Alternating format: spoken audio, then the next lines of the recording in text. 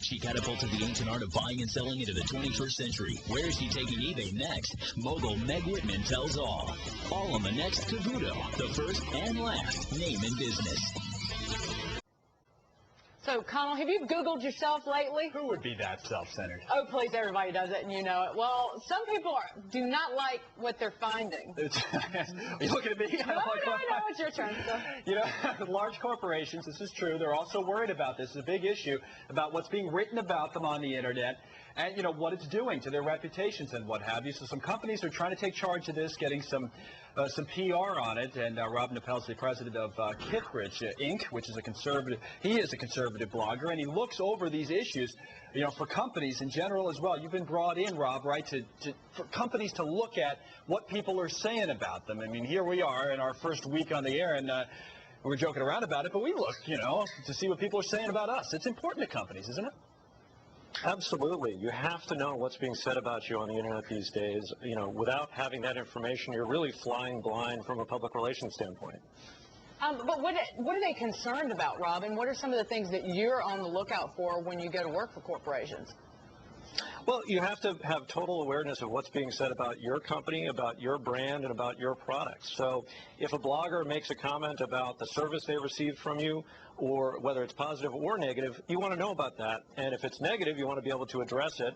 If it's positive, you may want to reach out to that blogger and say thank you and build a relationship with someone who is using your products and services and use that to build up your brand even further. Give me an example of how a blogger has said something negative about a company, and that's, you know, had an impact on a company. Are there any good examples of that? Well, I think a great example when the textbook is written about blogs and corporations will be Jeff Jarvis, who writes at buzzmachine.com, going on essentially a crusade against Dell Computer. Way back in 2005, he wrote a post expressing significant frustration with his new Dell computer and the service that he received. The beginning was Dell sucks, Dell lies, and it degraded into language that I won't use on the air here. Over the past 2 years, he continued to write about Dell and his dissatisfaction with them, and slowly Dell came around and realized that he was leading a groundswell of bloggers all saying bad things about them. So fast forward to today, and when I saw Jeff a few weeks ago, he actually has now been to Dell. He's met Michael Dell.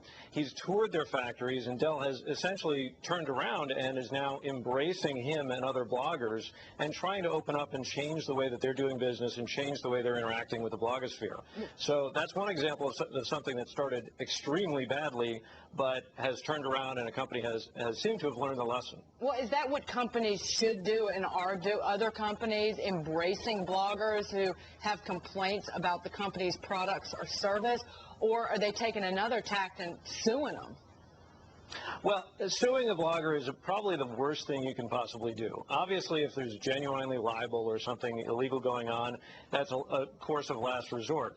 But you always look like Goliath beating up on David if you even send a cease and desist order to a blogger.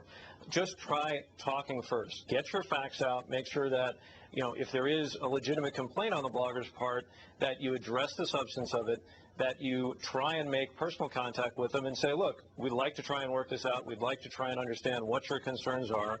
But the absolute last thing you should do is send them any kind of legal notice, because what are they going to do? They're going to post it, and then they'll get even more attention to that issue. How do you know, though, when to ignore versus engage? Is there a number of readers on a blog you should look at and say, all right, these people are getting a lot of attention. We need to talk to them about it? Well, that's where real knowledge of who the bloggers you're dealing with comes into play, and that's what I try and do with my company, which is provide advice and guidance to other companies that need to understand not just is a blog somewhere saying something about them, but is that blog one they need to be worried about, and track not just if something is showing up on one blog, but is it being picked up and filtered upwards to the higher and higher traffic blogs when it really does become something you need to worry about because it is getting widespread attention. So you have to have the context of not just a blog somewhere noted something about your company, but who is that blogger, how popular are they linked in with other bloggers, and are they picking up the story? Well, what about corporate employees blogging about the company that they work for? There have been reports around about people within companies blogging and spreading gossip. There have been stories here in New York City from the magazine business where that happened. Is that a growing problem? Well, I think it's a growing trend. Whether it's a problem or not really depends on how it's done. I think the idea of having bloggers within your company talking about your company is a very good one in general. Microsoft in particular has done quite a bit over the past few years to really open up and encourage blogging within their own company by their employees. Obviously, there need to be some ground rules. If an employee is blogging about confidential or trade secret information, you need to have a conversation with them about that. But I think companies start with an attitude that disclosing anything about the workplace, from what's in the cafeteria to their trade secrets, should all be treated the same way, and it shouldn't.